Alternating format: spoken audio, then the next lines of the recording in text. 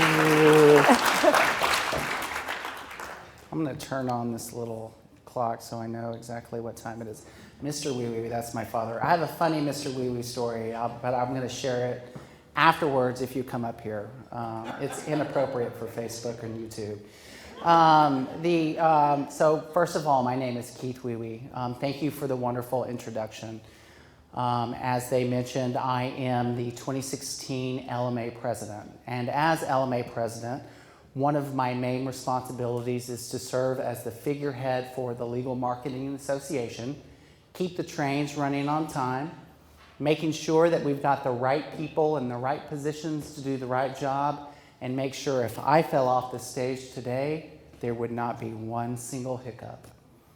Why do I do it? Because I have been on a 14-year journey with the Legal Marketing Association. I joined LMA in 2002 and was immediately, as many of you are probably aware with similar situations, was placed in the role of leadership. This guy wants to do something, let's plug him in. And I was placed as the city group chair for the Dallas City Group, soon to be known as LMA Local, if you're familiar with the regionalization process, and based off your comments, you are, that led to me being in the position that I'm in today. So the sole reason that I do what I do is because LMA is the single most attributing factor to where I am in this position, standing on this stage. And I want to offer that to every single member and non-member that we have in the LMA. My alter ego, I am VP of Strategy and Solutions at ContentPilot. What do? I connect the dots between people, technology, content, and strategy. And why do I do it? I do it because it's important for me to see the joy in people's lives in being in legal marketing. And that's a joy that can only be had by implementing things very well inside a law firm. I don't do it because I can put money in my pocket, which is really great. I don't do it because I've got a great business partner, that's part of it actually, who's sitting right down here by the name of Deborah McMurray. I do it because I find joy in helping others find the joy in their life. And that's the mantra of our company as well. And I live it and breathe it every single day. So apart from the big, long intro, that is a little bit about me.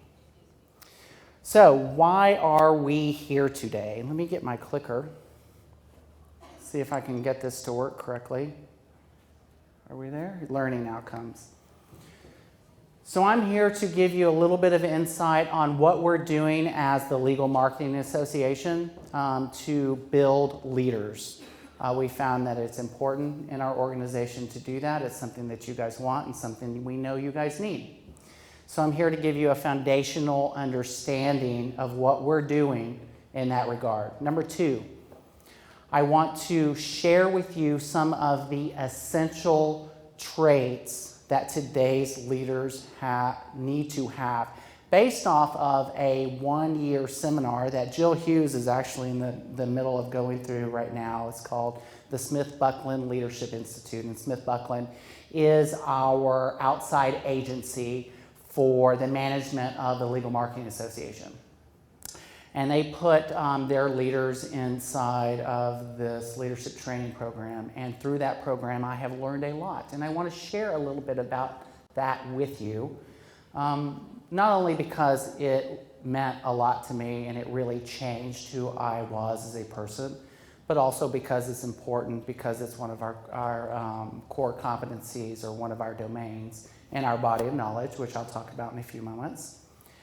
And three, and the most important piece of this is I want to help you chart a path to earn leadership's invitation. And if you know Henry Javray, who is the former CEO of Smith-Buckland, he says, leaders, we don't automatically come in as leaders. We may be called leaders, but you have to earn leadership's invitation. I have to say to people like Jim, I want you to be my leader.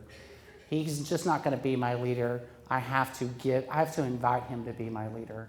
And so these skills that you're learning today are about how to earn leadership's invitation. And what I want to help you do is build a framework for that. All right, let's get started. I might just use the keyboard. It's easier. I'm old school.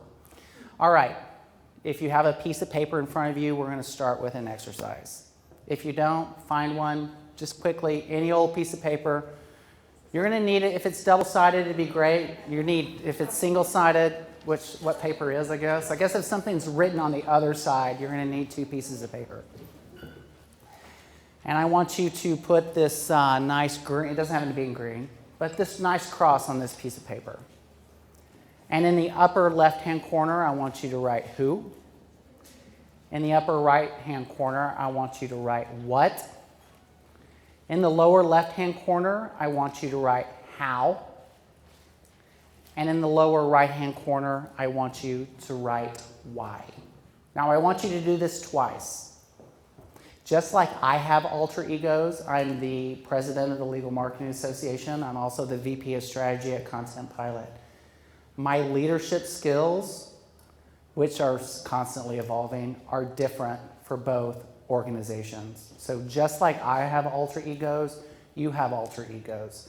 So what I want you to do, and I'm going to give you a few minutes to do this because it's important. I want you to write down who you are, names, statistics, whatever, what you do, how you do it, and why. Now, if you are a consultant and a husband or wife, use one as your consultant and use the other one in your personal life as your wife or husband, because we serve leadership positions in no matter what we do. If you are like me and you're a member and leader inside of LMA, choose LMA as being one of those positions and choose your business as being the other. We're going to give you about 3 to 5 minutes to do that, and then I'll check back with you.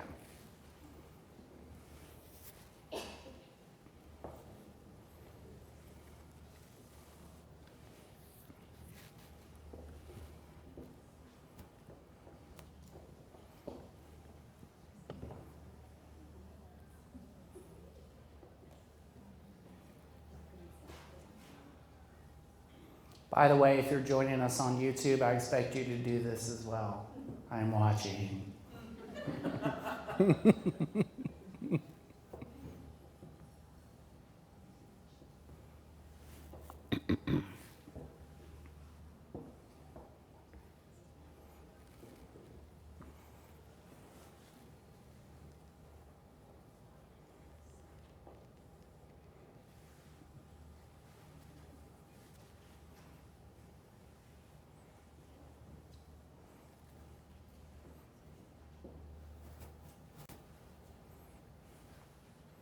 If you struggle over any of them, you can skip over them. It's fine.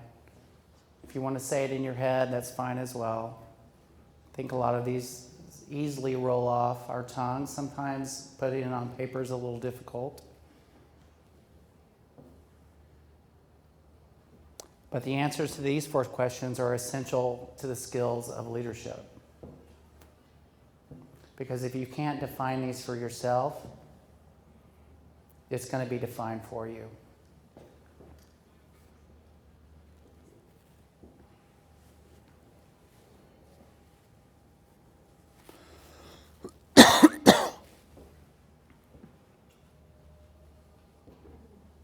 Also, Murphy's Law has it that I took a cough drop to not cough, but it actually made me cough more. So I will be coughing throughout the presentation and hopefully drinking some water that doesn't short out any of the digital accoutrement up here.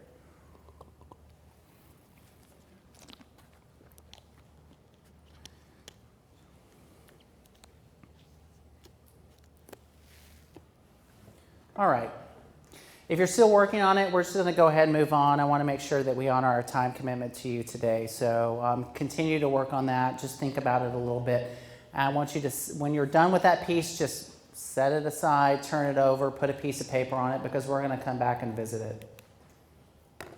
All right, one of the key learning elements that we talked about is I want you to understand what we do from a leadership perspective from the Legal Marketing Association. I'm going to cheat a little bit. I'm going to look at some notes because there's lots of dates here. One of the things that I was first tasked to do by Alicia Gravitt, who was the president of the Legal Marketing Association several years ago and is the current CMO of Aiken Gump, she asked me to sit down with staff and determine whether or not LMA needed to have a certificate program. Actually, she wanted to see if we needed to have an accreditation program.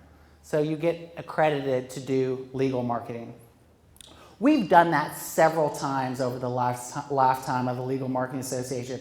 And that wasn't part of my speech, but I see Deborah and Natalie over here on the left-hand side shaking their heads saying, and I know what they're talking about. We did that several times when we were on the board. Deborah and I share a brain, so I know what's going on in there, in case you want to know. In the scope of this presentation, we determined that we had previously 5 core competencies, is what we call them. None of them included the word leadership in them. Throughout the process, we determined that lawyers didn't put a lot of value at that point in time into a certificate program. Our goal was to obviously as being the authority of legal marketing, it is our responsibility to make sure that we put our members in positions of authority.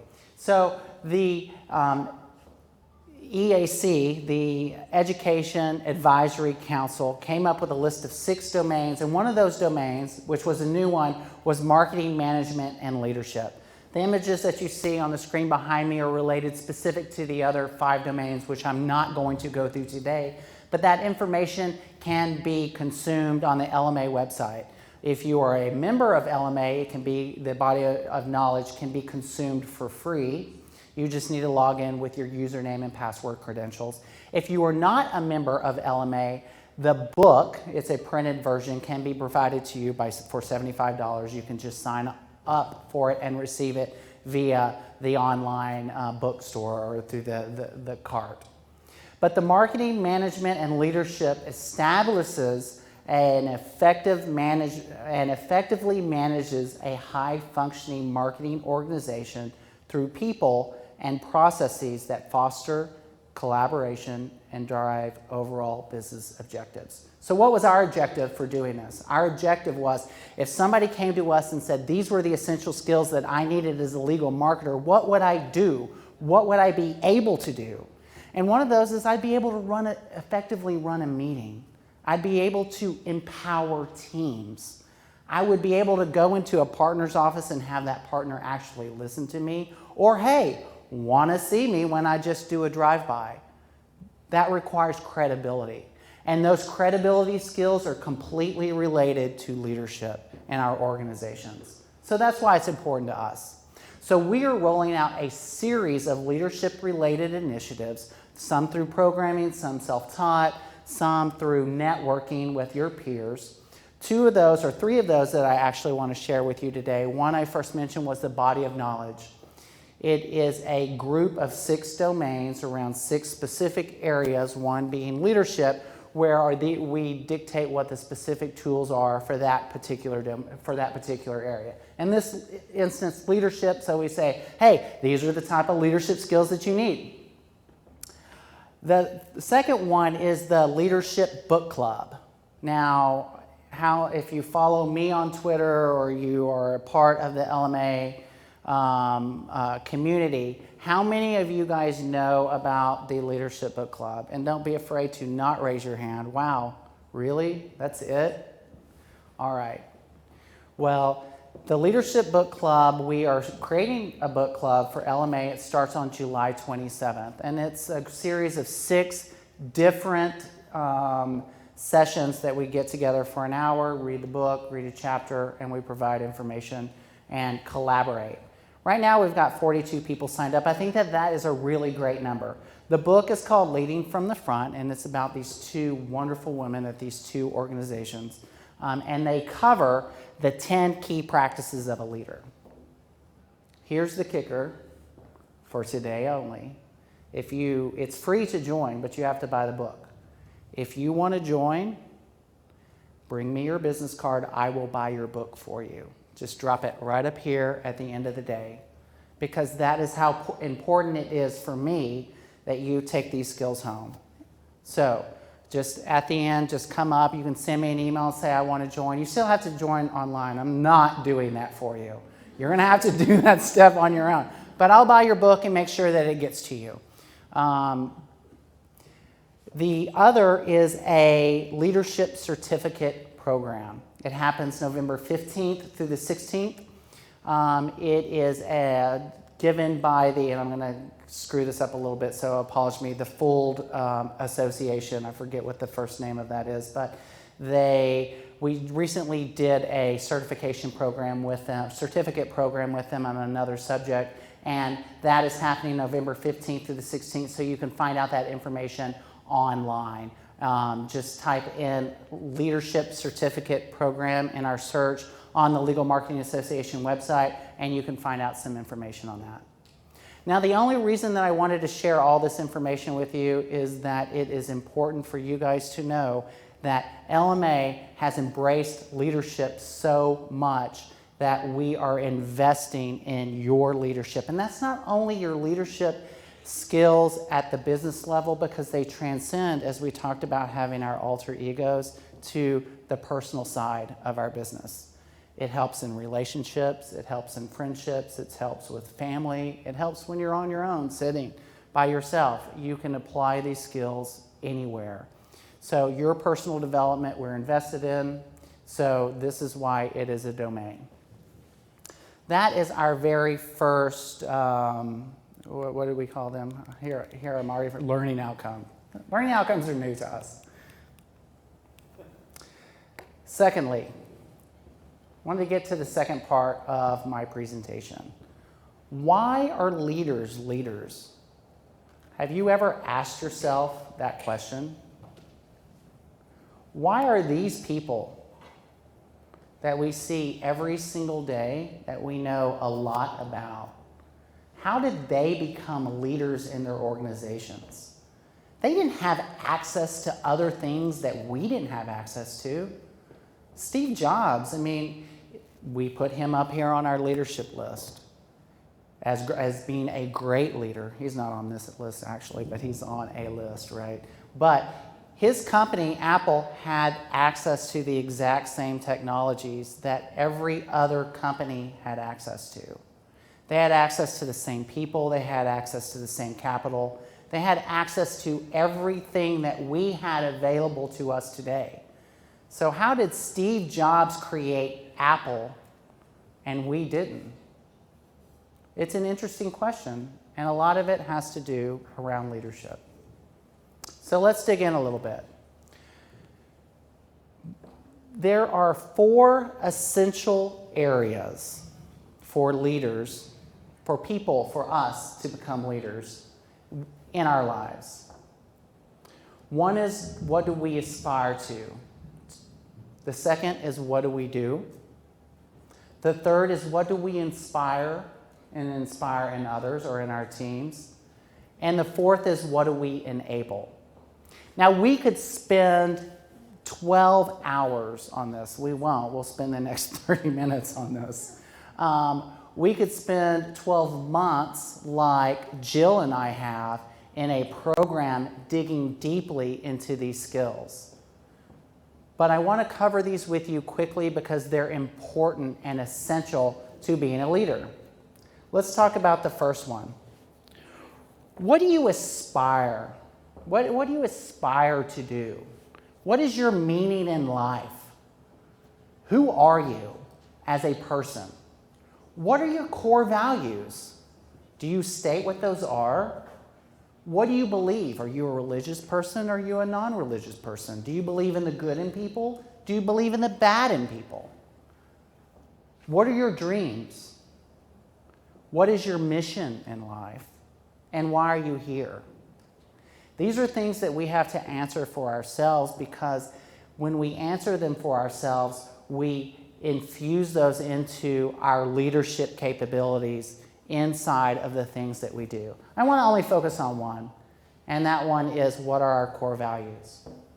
So how many of your firms sit down and have a statement either on their website or have a statement on a wall or a kitchen or on some random memo that was written in 2003 that you got to dust it off that says these are our core values?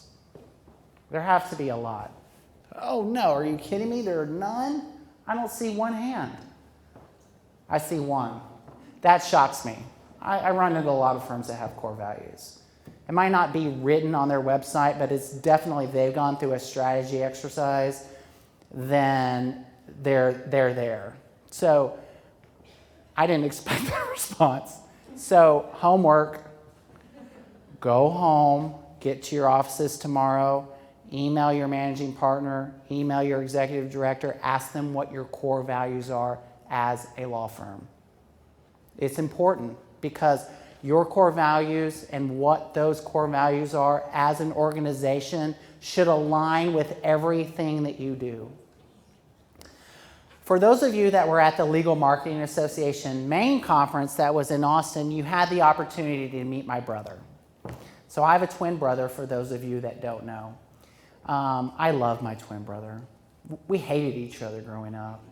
I mean, he wore a shirt that said, I'm Kyle, he's Keith, and I wore a shirt that said, I'm Keith, he's Kyle.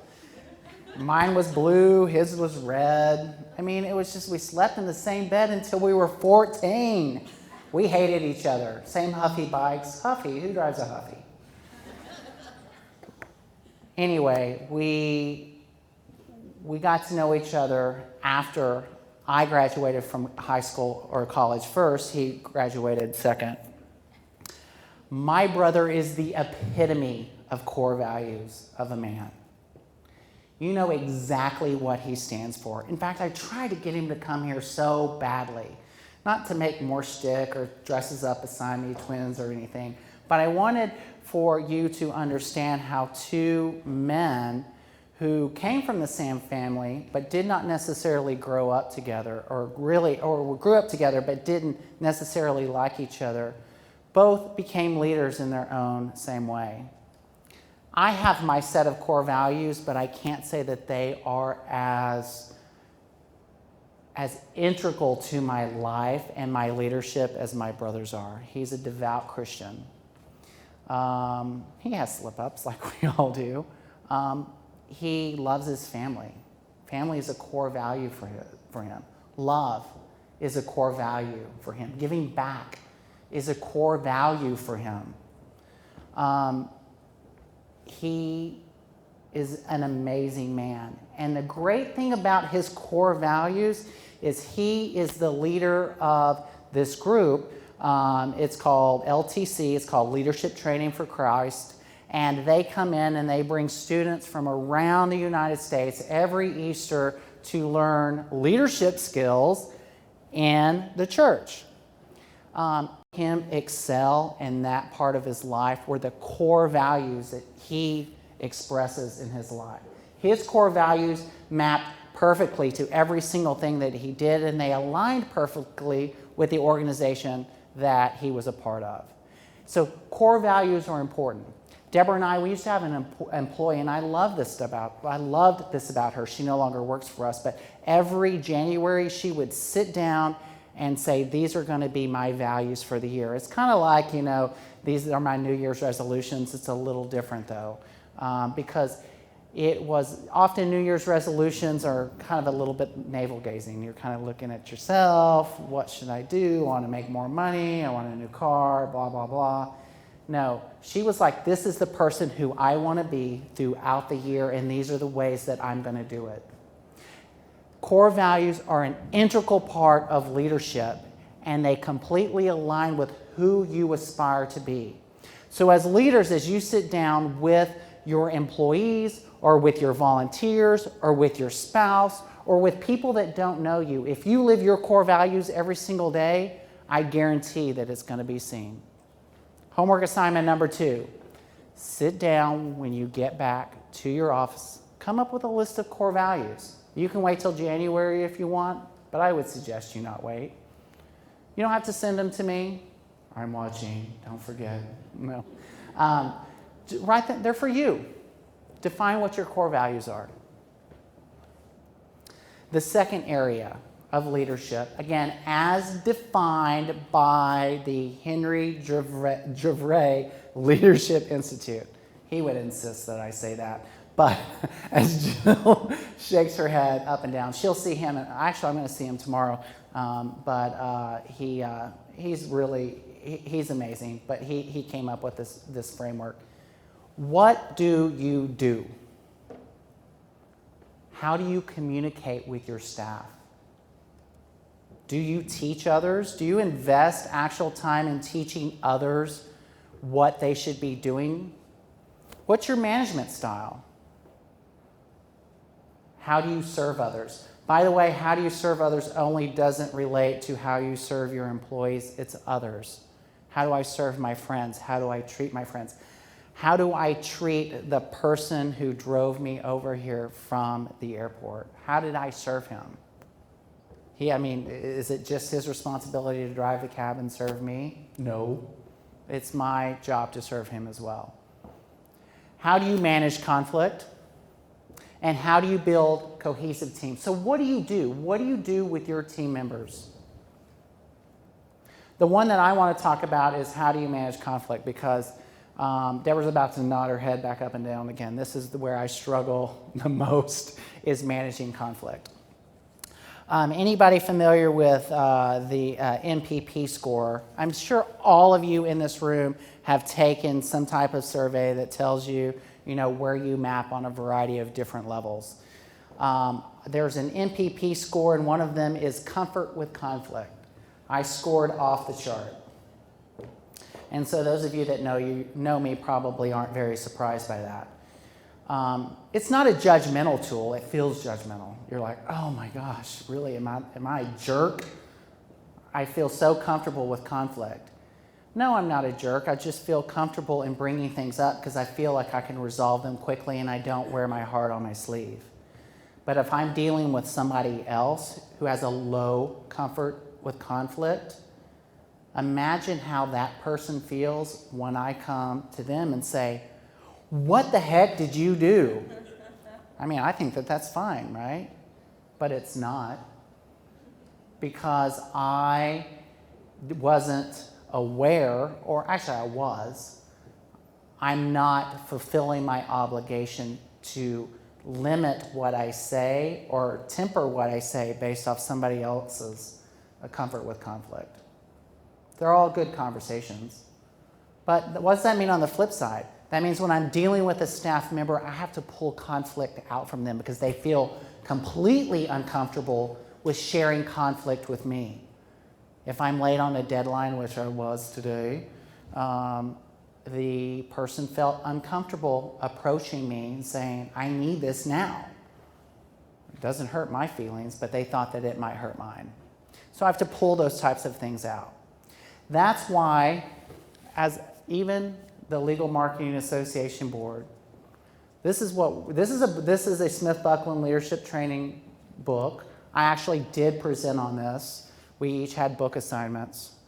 We'll talk about lifelong learning in a minute, but we're doing book reports on this as a board right now because we're going through conflict as an association.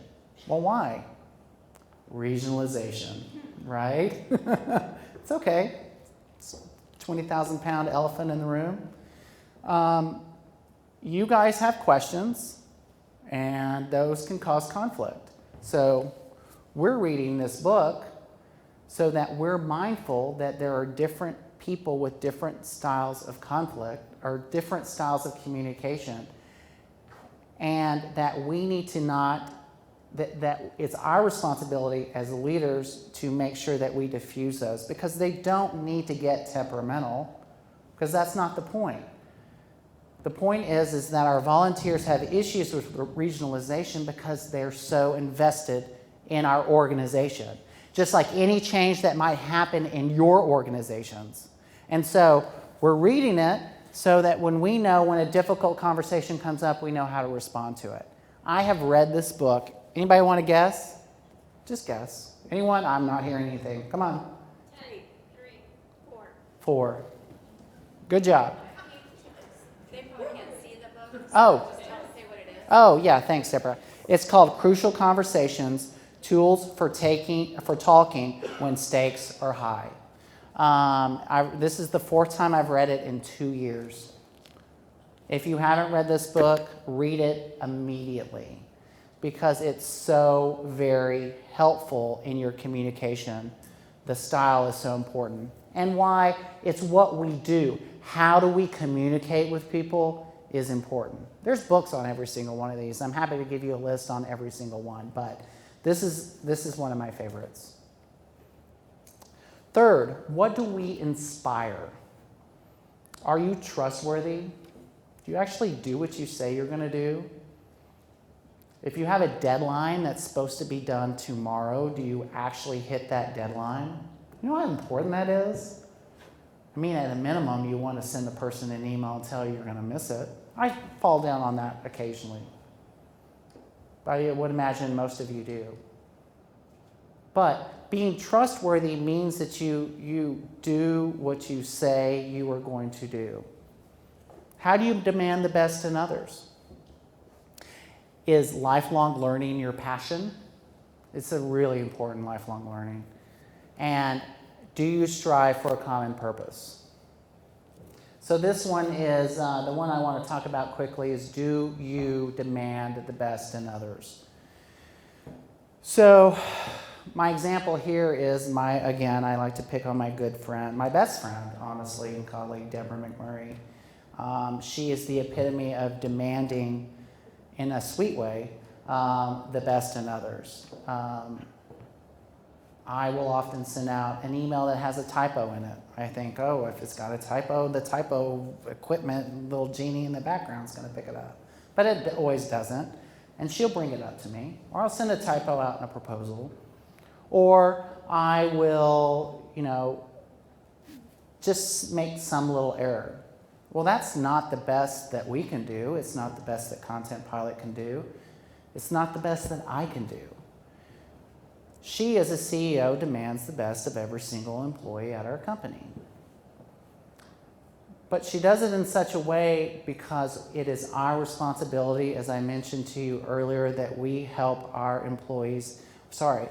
clients find joy in their lives by connecting the dots and creating technologies to help them excel that only technology can provide. That's what we do.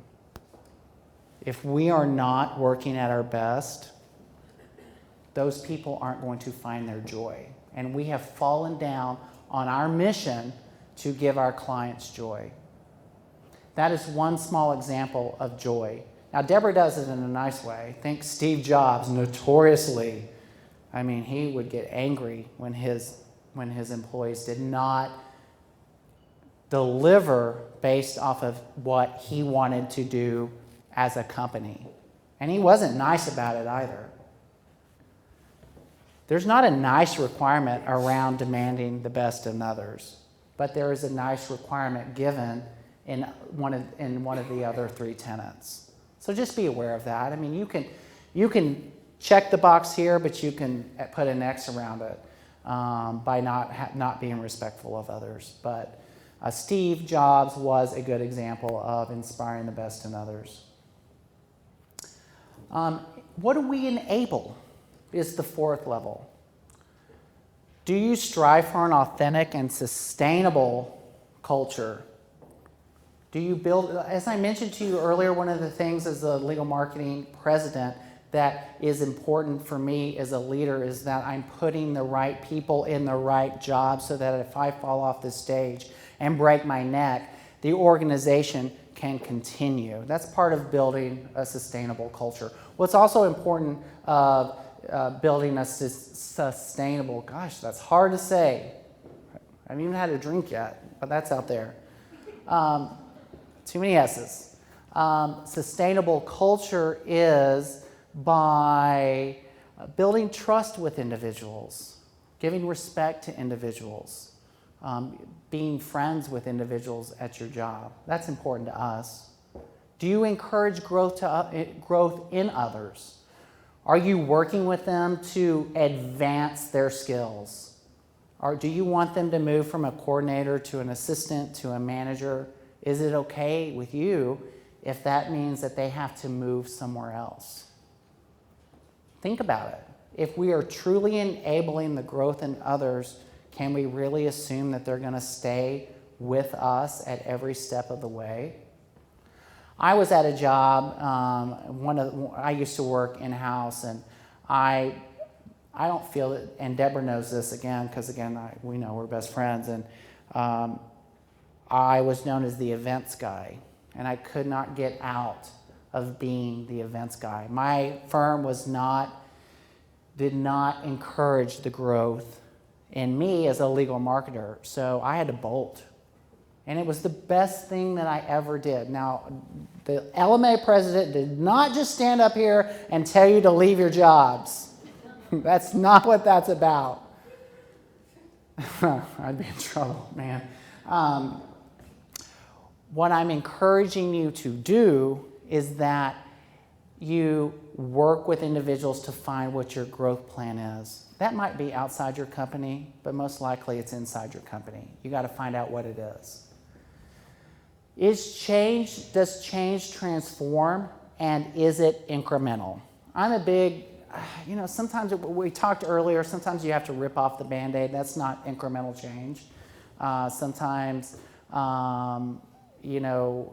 it's just the culture between those, it's very difficult. One day on, next day off. That's tough. But in leadership, change is actually incremental. So we need to take steps. They may not be baby steps. They may be big, giant, leaping, honking steps. But it's incremental. So there's a pathway to it. Are you committed to innovation? And do you insist on great work? I think that's thunder. That's Jesus clapping his hands because he's so excited about this presentation. So does change transform? Is it incremental? Here's my example of this. And I always forget this guy's name, so I'm going to have to use my cheat sheet. Lucas Price. Anybody know who Lucas Price is? What if I were to say Gravity Payments? Anybody know what Gravity Payments is? What if I were to say the company in the Northwest that decided to pay everybody $70,000 a year? Oh, that Lucas Price. Lucas actually failed here. And I use him as an example because I love Lucas Price. I do. I think what he did was endearing. I thought he did what he thought was the right thing. I think that he is trying to transform, but he didn't do it incrementally, did he? He didn't understand the culture of his employees that got so angry and left. He didn't even respect the thoughts of his business partner, who is now, P.S., suing him. And he's still taking no salary. So the company, they gained some new business, but they also lost a lot of business because they didn't communicate with their clients well enough. That overall was a fail, and I like the guy. But it's so important to use as an example because we understand that people that we like and every day often fail in these categories. And you know what? You're going to fail too. You will. It's just the way that it works. But it's about, and we'll talk about this in a few moments. Let me just do the old watch check. I got about 10 minutes. We'll talk about this in a few moments on how you get back up on the horse, because it's an important part. It's something that Lucas is currently trying to do. He's getting back up on the horse. But it's an example of how incremental change is important in organizations. All right. So I told you in my little synopsis, I'd actually forgotten about this part of it, and then I reread my synopsis on the plane. I said, oh, we're going to give some real-life examples of some people who did it right. This first one, anybody know the leader who said this? Probably several, but does any come to mind? Anyone?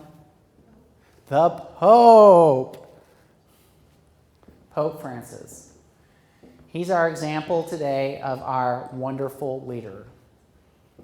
So what did Pope Francis do? What did he aspire to do? What were his core values? Do you think that Pope Francis's core values are in judgment? I'm not Catholic, but I love the guy. I think his core values are a smidge above my brother's. My brother will watch this, so I just had to say that. But his core values are not into question, and you know what? He lives those core values every single day in the business that his business. It's a business, right? It's a nonprofit business, but it runs like a business because, nonprofit has to run like a business if it's going to sustain. He runs the largest denomination of the largest religion in the world, and his core values are not into question. What was his management style? You know what? He values input from his team. And you know what he did to demonstrate that? He broke down the hierarchy of how people reported to him into a flat structure. That way people reported directly to him because he wanted to hear from them because he valued their input. How do you think that goes along with emboldening teams or making you feel important? Having an audience with a pope that most employees did not currently have. He broke down those barriers. How did he serve? The image of him touching the face of the man and I don't know what disease he had, but his face was all swollen. There was no picture of a pope ever doing that before. Of washing the feet of the poor. Of ditching that big papal apartment with all its fineries and not living in it. And he drives a Ford Festiva. I don't even drive a Ford Festiva. He got rid of the Pope Mobile and drives around in a Ford Festiva. Maybe it's a Fiat, but it's FF. I don't know. I think it's a Festiva. What about his credibility? He was a key component, whether you agree with what he did or not. But we're going to put that over here on the side, by the way. None of these comments are meant to be political, please.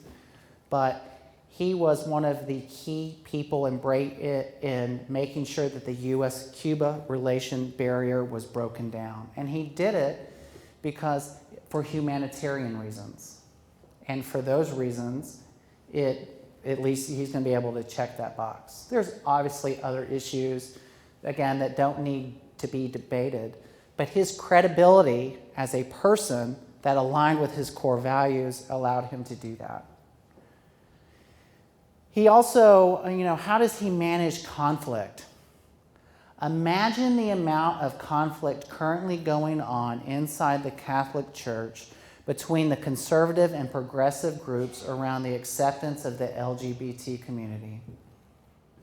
There cannot be one single higher issue that's got a powder keg and some TNT and some C4 and whatever else could be attached to it that he is dealing with right now. And you know what? Membership is going up. People are giving 76% more. The Google told me that. So, if you want a church to check the church coffers, I can't, they may be a little different, but the Google, they said 76. So, where does he fall in all these categories? So, I got to go back to these because I'm going to forget what they are.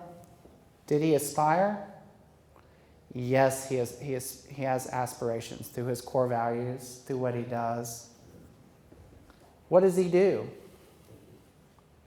What did he do for all the people? Again, I'm not Catholic, and I felt like he did stuff for me. Does he inspire? Of course he does. And what does he enable? He enabled a church that some labeled as a dying church as a growing and prosperous church. I didn't label it like that. I'm just saying Google labeled it like that. Don't judge me.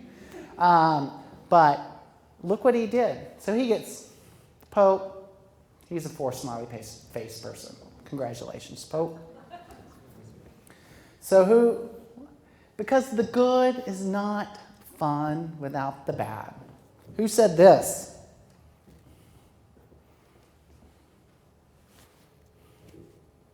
Got 5 minutes.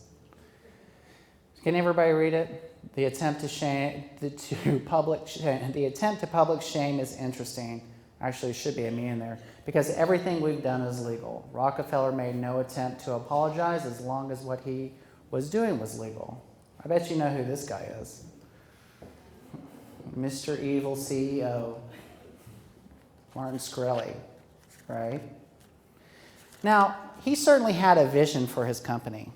He certainly did. It was his job to take over the pharmaceutical company. He wanted to compete with the big boys. And that's a great vision. In fact, it was such a great vision that he was able to convince several different VC funds and investors to get behind him. So he had a great vision to his company. But where did he go wrong? Several areas, obviously. What do you think his core values were? To make money. In fact, he said it. I'm here to increase shareholder dollars, period. End of discussion.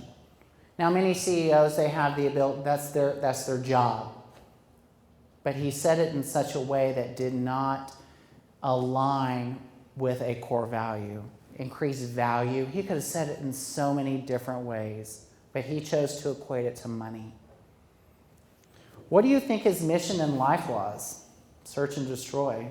I mean, how many companies did he buy? How much money is he alleged to have moved from place to place to place to place in his own little Ponzi scheme? What do you think his management style was? Frenetic. Back and forth, never really sure what he wanted to do, always changing. Oops, notes. Inspire. Did you trust the guy?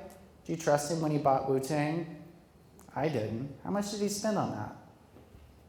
I don't have that much money. And he just upped the price of a pharmaceutical by over 5,000% that people needed to live. And what do you think the culture there was at the organization? More, more, more. Now, he's an evil CEO, bad guy, I know, and I'm using him as an example.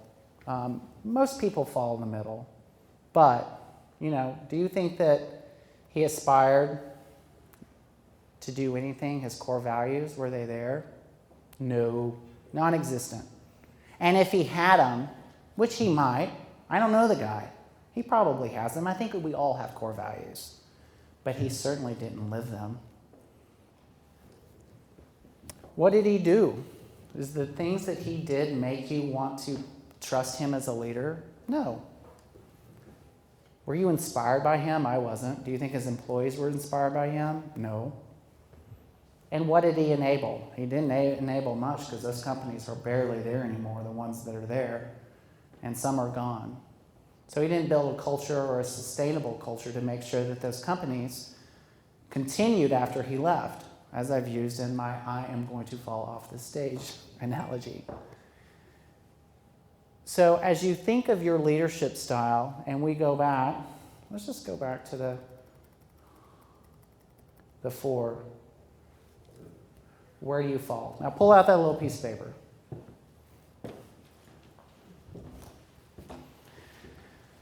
Who, what, how, and why? Who are you? What do you do? What are you? What do you inspire? Why? What do you inspire? Why? What do you aspire to be? What I miss? How? What do you enable? Those 4 areas align with these 4 that I'm giving you up here on this stage. So figure out how those 4 areas align with the 4 essential areas around the framework that Henry was so great to come up with. A few more minutes and we'll be done. Sorry. Let's get to the last slide. Where do you start? So I want to help you chart a plan. We'll go through these quickly. One is start accepting that this is for everyone. It doesn't matter if you're a CMO, if you're a director, if you are in Hall of Fame, if you are a coordinator. These skills apply to everyone. I'm the president of the Legal Marketing Association. I've read Crucial Conversations 4 times in the last 2 years because this book speaks to me. And I have to read it because I forget. And I need cheat sheets to remind me that if I am going to be a good leader, this is the framework for me to be one. So accept the fact that this is for everyone. I had a conversation recently with a region who we're putting together a mentoring program, and Jill Hughes and I talked about this a little earlier. That they're having problems getting around doing a mentoring program because they only think that the CMOs and the directors should serve as mentors. Everyone else should be mentees. It's wrong, my friends. I've learned more from my 4-year-old nephew than I have learned from many a person that's considered a leader. I learned humility from him. I learned actually how to share from a 4-year-old. That's amazing. So considering that we can't take and learn leadership skills from every single person, regardless of title, status, race, color, creed, is ridiculous. It is accept that leadership, you can earn its invitation today. Accept that this is applicable to you who's been in the industry for 10 years if you've been in the industry for 1 year. Hire a coach, join a group, learn on your own, or do all 3.